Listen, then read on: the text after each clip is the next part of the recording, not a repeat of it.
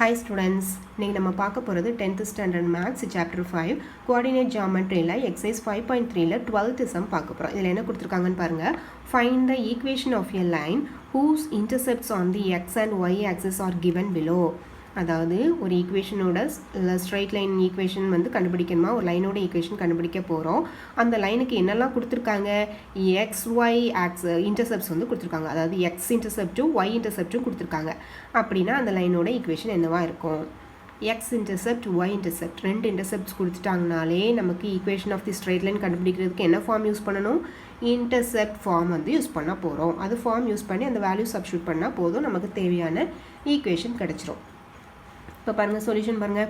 Equation of straight line intercept form is என்னது?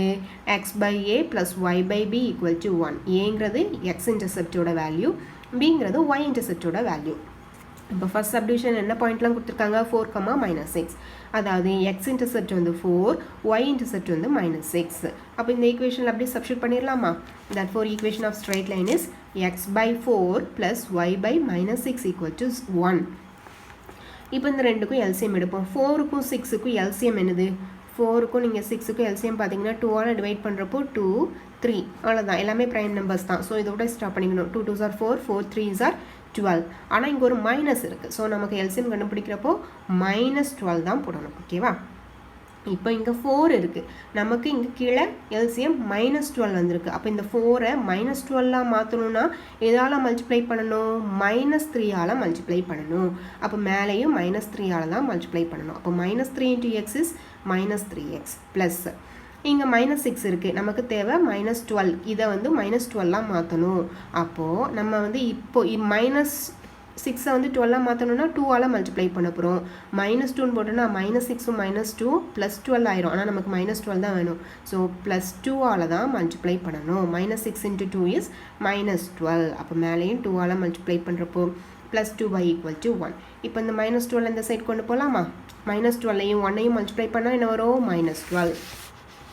-3x + 2y = -12. -12 left side கொண்டு வந்தால் +12 = 0. நமக்கு ஸ்டார்டிங்கில் மைனஸ் இருக்க வேண்டாம். ஸோ எல்லா சைனுமே சேஞ்ச் பண்ணுவோம். 3x - 2y -12 = 0. இதுதான் நமக்கு தேவையான ஈக்குவேஷன். ஓகேவா? அடுத்த செகண்ட் சப்டிவிஷனில் என்ன கொடுத்துருக்காங்க? -5 3/4 கொடுத்துருக்காங்க. அதாவது எக்ஸ் இன்டர்செப்ட் வந்து -5 அண்ட் ஒய் இன்டர்செப்ட் வந்து 3/4 கொடுத்துருக்காங்க. Equation of straight line is x by a plus y by b equal to 1 தானே?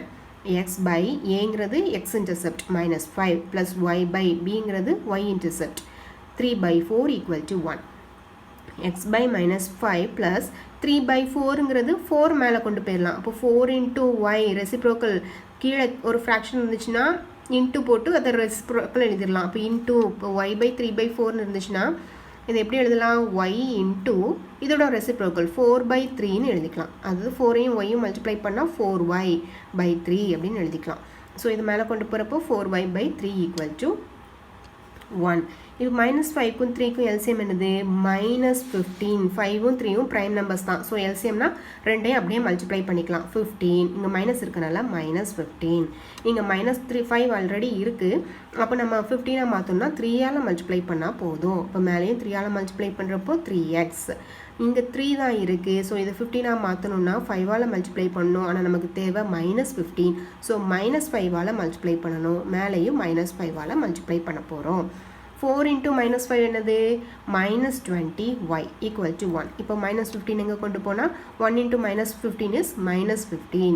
3x -20y = -15. இதை லெஃப்ட் சைடு கொண்டு வரப்போ 3x -20y + 15 = 0. இதுதான் நமக்கு தேவையான லைனோட ஈக்குவேஷன். ஓகேவா? புரிஞ்சுதா? தேங்க்யூ.